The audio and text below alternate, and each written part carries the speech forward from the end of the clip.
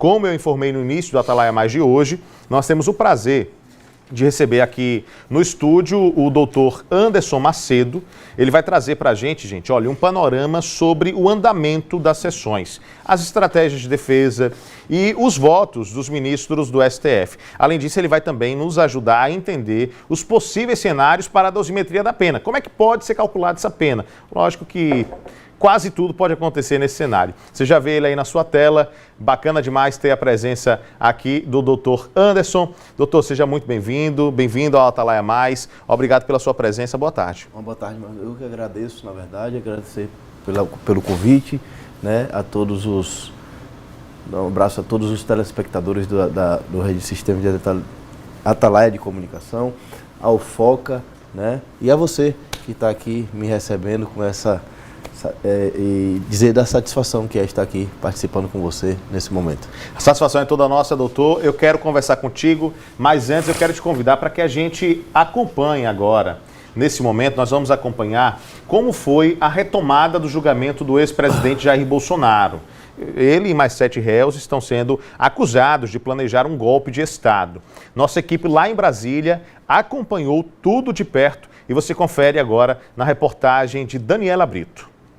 Na chegada para o 3º dia de julgamento, o advogado do réu Walter Braga Neto, ex-ministro de Bolsonaro e candidato a vice na chapa de 2022, mostrou não estar confiante na absolvição. A expectativa é pequena, o que eu acho uma pena, porque falando em nome do general Braga Neto, eu não vejo absolutamente nada que o incrimine. Mas eu vou aguardar o julgamento e acompanhar até o final. A defesa de Bolsonaro cobrou mais uma vez que o julgamento se baseasse apenas nas questões jurídicas. A expectativa da defesa é que o processo seja julgado à luz só e somente de elementos estritamente jurídicos. Tá? Se for julgado assim, a convicção é de que deverá ser absolvido. Se houver influência de outras variáveis, aí a gente já não pode dizer. A sessão começou com o relator, o ministro Alexandre de Moraes, rejeitando as questões preliminares das defesas, que questionavam a validade da delação do ex-ajudante de ordens de Bolsonaro, tenente-coronel Mauro Cid. Moraes ainda criticou os advogados e citou que tiveram meses para se preparar e não trouxeram novidades. O relator, o ministro Alexandre de Moraes, afirmou que o ex-presidente Bolsonaro era o líder de uma organização criminosa e que o grupo do chamado Núcleo 1 usou órgãos públicos para monitorar os adversários políticos e que montaram uma estratégia de atentar contra o Poder Judiciário, colocando a Justiça Eleitoral em descrédito. Segundo o ministro, o resultado das eleições de 2022 e a própria democracia foram ameaçadas. O voto de Alexandre de Moraes foi finalizado por volta das 2h30 da tarde. Voto no sentido da procedência total da ação penal para condenar os réus Almir Garnier Santos, Anderson Gustavo Torres, Augusto Heleno Ribeiro Pereira, Mauro César Barbosa Cid, Paulo Sérgio Nogueira de Oliveira e Walter Souza Braga Neto pela prática das condutas de organização criminosa armada, tentativa de abolição violenta do Estado Democrático de Direito, golpe de Estado, dano qualificado pela violência e grave ameaça contra o patrimônio da União e com considerável prejuízo para a vítima e deterioração do patrimônio tombado, observadas as regras de concurso de pessoas e concurso material. Em relação a Jair Messias Bolsonaro, pelas mesmas infrações já descritas e a imputação específica de liderar a organização criminosa. E condena o réu Alexandre Rodrigues Ramagem pela prática das condutas de organização criminosa armada, tentativa de abolição violenta no Estado Democrático de Direito e golpe de Estado. A próxima etapa é o voto dos ministros da primeira turma. Com o avanço do julgamento, a proposta que traz anistia, ou seja, o perdão para os envolvidos nos atos de 8 de janeiro, continua sendo a cobrança da direita. Nós temos o entendimento que essa pauta deva ser enfrentada. Ou vocês querem pautar a anistia até outubro do ano que vem? Ou vocês acham que em algum momento as pessoas estão lá presas, numa cela 3x3, com traficante, com homicida, e que nunca tinham passado sequer próximo a uma delegacia de polícia, não estão sendo injustiçadas? Está crescendo a proporção das pessoas da população que acham que a condenação é o caminho justo do Bolsonaro. Na CNT-MDA foi 59,4% contra 39% que acham a condenação justa. Então é um processo. E essa semana, você pode estar certo, até sexta-feira, em relação a qualquer outra pesquisa, vai ser mais do que 59%. Porque vão aparecer provas, o julgamento vai ser a pauta da semana no Brasil. Dá para perceber que esse assunto, né, o tema Bolsonaro, anistia, tentativa de golpe, vai render muito ainda em Brasília. Não se esgota com o final do julgamento, que deverá acontecer ainda nesta semana, pelo menos a previsão é que aconteça até sexta-feira.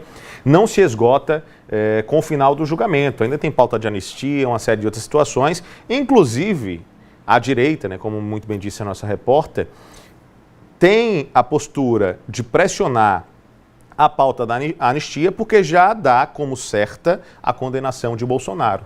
Então já imagina que a condenação acontecerá, por conta disso já pede o adiantamento da anistia, porque imagina que o resultado não deverá ser outro. Mas este tema é o tema da nossa entrevista agora com o doutor Anderson. Doutor, mais uma vez obrigado pela sua presença. E eu já começo te perguntando, né? Na reportagem nós acompanhamos parte do posicionamento do ministro Alexandre de Moraes. Sim. Nós já imaginávamos que o relator do caso, o ministro, seria talvez o mais rigoroso de todos eles, aparenta ser, mas nós tivemos, depois do voto dele ontem mesmo o voto do ministro Flávio Dino, e hoje teve início o voto de Fux, está acontecendo. Acredito que ainda está em andamento. Está quase sendo finalizado, muito provavelmente, mas o que é que já dá para entender de todo esse cenário? Já temos 2-0 pela condenação, né? Já temos 2-0 pela condenação, né? Tivemos aí o voto do Fux, né? Que é um voto que pede pela anulação e por não ser competência, né, da primeira turma, tá julgando o caso, né? Por estar ali e sim o plenário, mas isso, na minha opinião e no meu sentido, isso, Marcos, é opinião já consolidada pelo STF. Isso mostra que é um caso isolado do ministro Luiz Fux. Por quê? Eu digo isso por quê? Porque isso já tem entendimentos consolidados do próprio plenário do STF, que crimes que foram praticados por quem adquiria naquele momento foro privilegiado, né, e exercia ainda o mandato, né, e as investigações elas iniciaram naquele momento, antes da pessoa perder o mandato, né, é de competência sim do STF julgar, investigar e julgar toda a situação. É só para a gente esclarecer para o pessoal que está nos acompanhando, porque esse ponto que o senhor traz, ele é fantástico para nos ajudar no entendimento. Sim. Nós temos então, até o momento, o voto do ministro Flávio Dino, que acompanhou o relator, trazendo ali algumas ressalvas, né? Me parece que ele faz a ressalva de participação de menor potencial, ou participação menor por parte de 2 dos réus, que foram 2 ou foram 3 dos réus, né? Ele pede condenação, o ministro Flávio Dino, ele pede condenação, né? Óbvio, com elementos probatórios, isso, entendendo eles, suficientes para a condenação de todos eles, agora pedindo atenuantes para alguns dos réus, que seria a diminuição da pena, né? Que, se não me engano, para o Alexandre Ramagem, pelo teor de menor grau de participação na organização, né? Que seria o Alexandre Ramagem, o Augusto Heleno, e não me lembro o outro, mas daqui a pouco, até o final. Perfeito. Mas então nós temos aí, dentro desse contexto, um cenário em que Alexandre de Moraes pede a condenação de todos, ele é o relator, o ministro Flávio Dino acompanha, fazendo ressalva apenas de menor participação para alguns dos envolvidos em toda essa história, e aí nós temos o voto do Fux.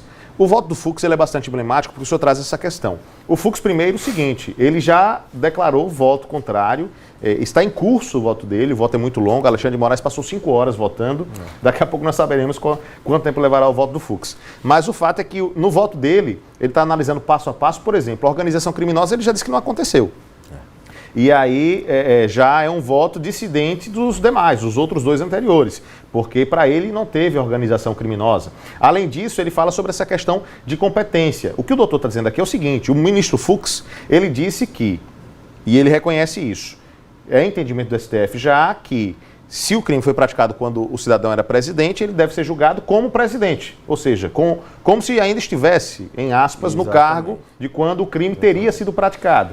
Então quem julga é o STF. Mas ele questiona que esse julgamento deveria acontecer no pleno, ou seja, com os 11 ministros, e não na turma com 5. Ele, pelo contrário, às vezes, em determinados momentos do voto do Fux, ele pede, inclusive, a anulação total do julgamento pelo STF, ou seja, que toda a ação ela voltasse para um juiz singular, o juiz de primeiro grau, que seria para ele, na opinião dele, o juiz natural, que seria quem teria competência para julgar todo o processo, haja vista nenhum dos réus terem mais foro privilegiado e nem ter mandato eletivo.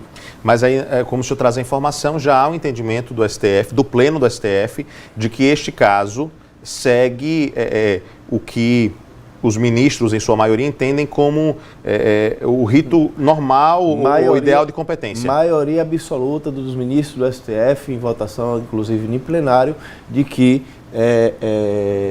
a primeira turma é sim a turma competente para poder estar julgando o processo, a ação, né, da qual tem a tentativa de golpe do dia 8 de janeiro. E aí nós temos um cenário que a gente aguarda o resultado final do voto do Fux, mas imaginemos que assim como ele votou pela absolvição dos réus pelo crime de organização criminosa, vote também pela absolvição dos outros crimes. Digamos que ele vote pela absolvição. Caso isso aconteça, nós teremos um placar de 2-1. Restarão os votos de Carmen Lúcia e também do presidente Zanin.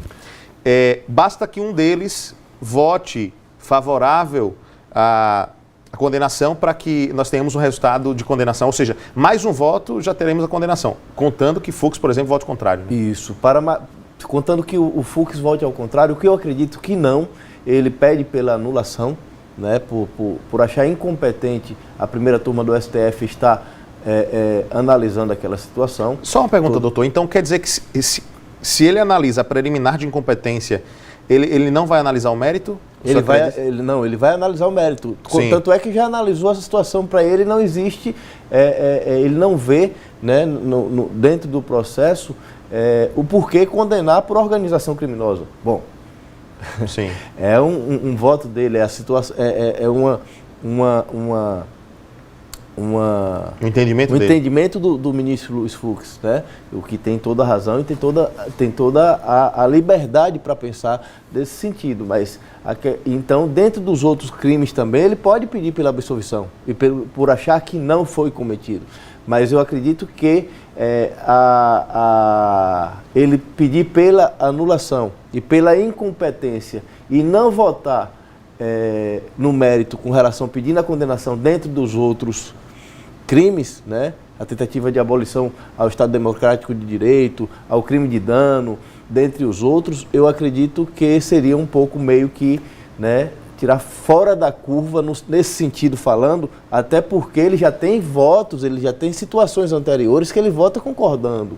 Então é preciso ter muito cuidado nesse sentido, até o próprio ministro, para que ele não traga para si, né, uma votação contrária ao que ele mesmo já votou lá atrás. Então o senhor acredita que apesar dele não acreditar que há organização criminosa, provavelmente ele votará favorável aos outros crimes. A condenação por outros crimes, por mais que seja pedindo atenuantes, né, diante de alguns dos réus ou alguma outra situação, mas a organização criminosa, ele já ficou claro que ele, né, dentro do voto dele, que não, para ele não existiu. Hoje pela manhã, o ministro Luiz Fux, do Supremo Tribunal Federal, voltou pela, abre aspas, incompetência absoluta, fecha aspas, da Corte na ação penal em que são réus o ex-presidente Jair Bolsonaro e outros 7 integrantes do núcleo da chamada trama golpista.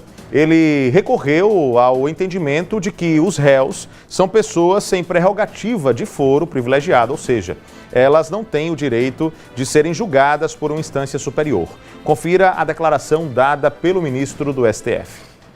A denúncia abarca o período de 29 de julho de 2021 a 8 de janeiro de 2023. Nesse intervalo, a autoridade que deteria competência de foro exercia o cargo de presidente, o que mantém a competência do Supremo para o julgamento, mas vencida a primeira preliminar no próprio plenário do Supremo Tribunal Federal.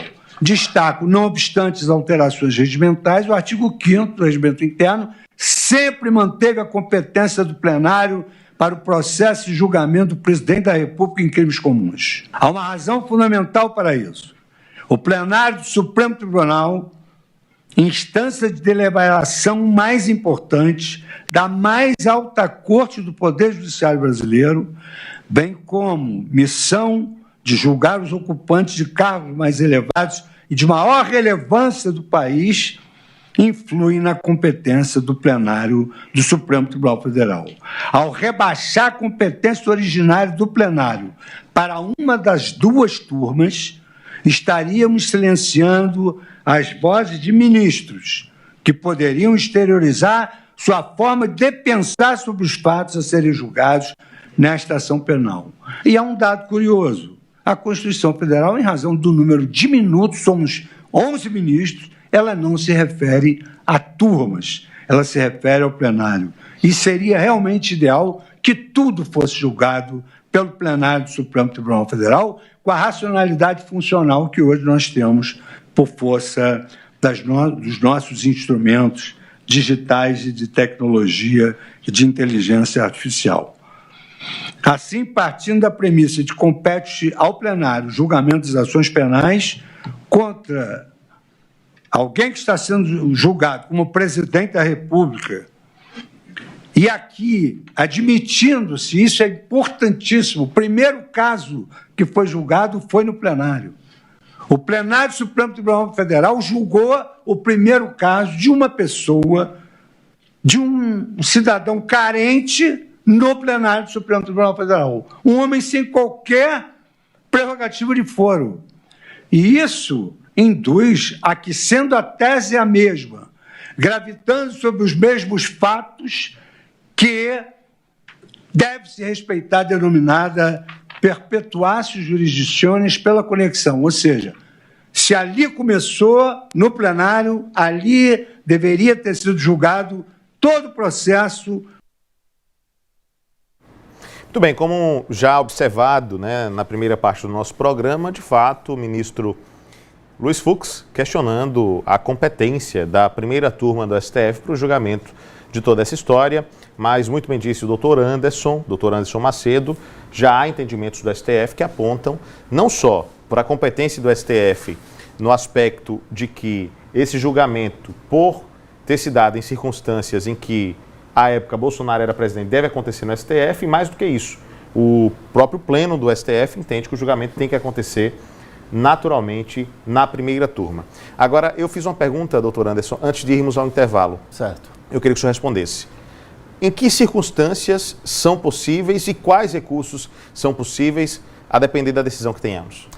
Então, veja, Lucas, dependendo da decisão que tenhamos com relação à condenação ou absolvição, né, eu acredito que com a condenação, que, ao meu ver, por entendimento jurídico, diante das bases probatórias, por todas a questão de provas que existem nos autos, o voto de Alexandre de Moraes ontem ele apresentou 70 slides, né, trazendo 13 discursos de Bolsonaro no sentido do que realmente ele já planejava a tentativa de golpe. Então, eu acredito que exista sim a condenação de todos os réus. Acho que o voto, e de acordo com o que nós sabemos mais ou menos, dentro do meio jurídico, nós temos mais ou menos o entendimento de cada ministro, como é que cada ministro vota, né? E temos aí ainda a Carmen Lúcia e temos o Cristiano Zanin, né, para votar, que eu acredito que irão acompanhar também o relator. Essa é a minha opinião, tá, Lucas? Não quero aqui estar passando... É uma análise sua. É uma análise minha com relação ao que eu acredito e em relação a outras situações que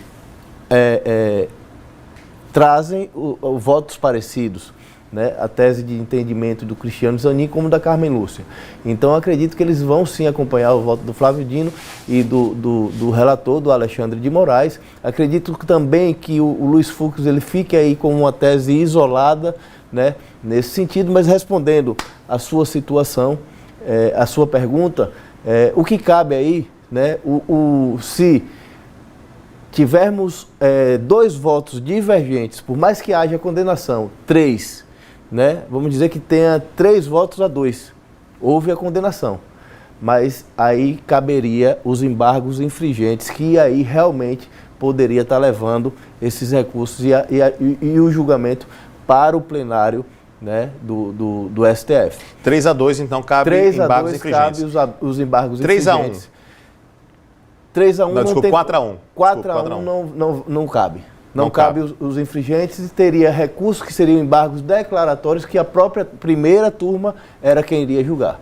Perfeito. Né? Os embargos de declaração cabem sempre, né? Cabem sempre.